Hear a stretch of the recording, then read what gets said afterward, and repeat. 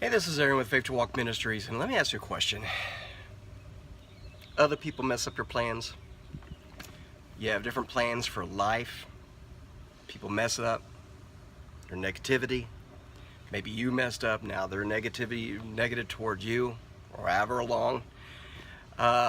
You have dreams and goals, but it's always resting in other people and what they do, and they mess up, and therefore throws your life in a lurch, and you feel like you lose all your joy because of it. You know, there was a prophet in the Old Testament called Habakkuk, and just let me read you. In fact, I write a lot of things in my Bible, and I wrote some notes in this because I wanted to look at this.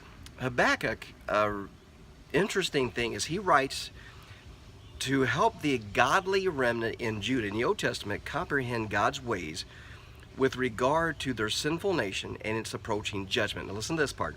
He assures fellow believers that God will deal with all wickedness at the appointed time. Now realize the wickedness of the land had got to this place where it made their land desolate, and famine was in the land. Everywhere they turned, it was negative. Nothing they did was right. They lost their income, they lost their crops, they lost their herds, and guess what? They could have lost their joy. We go through that every day. I mean, some of us, once again, you dread Monday morning because there's no joy in what you do.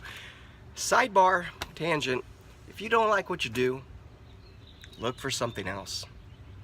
If you want to go back to college to learn something else, do it.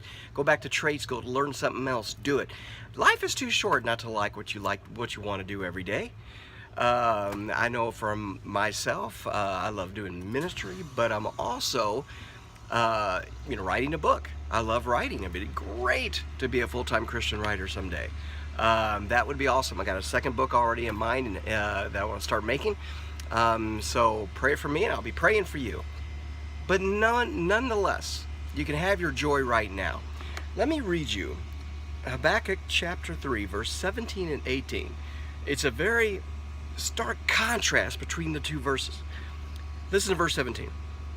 Although the fig tree shall not blossom, neither shall fruit be in the vines, and the labor of the oil shall fail, and the field shall yield no meat, the flock shall be cut off from the fold, and there shall be no herd in the stalls. That's a lot of bad stuff. It means their livelihood's gone.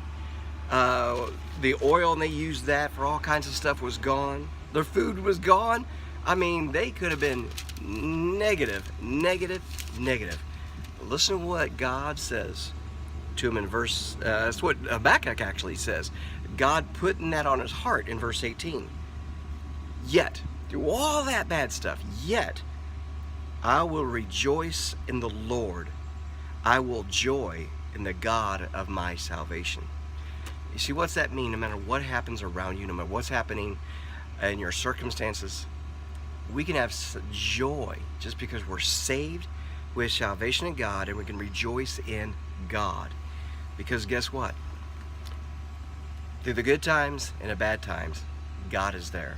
So hold on to the Lord, rejoice in Him, have that joy, no matter the negativity around you, because He is the greatest positive influence in our lives. Hey, thanks for watching. God bless.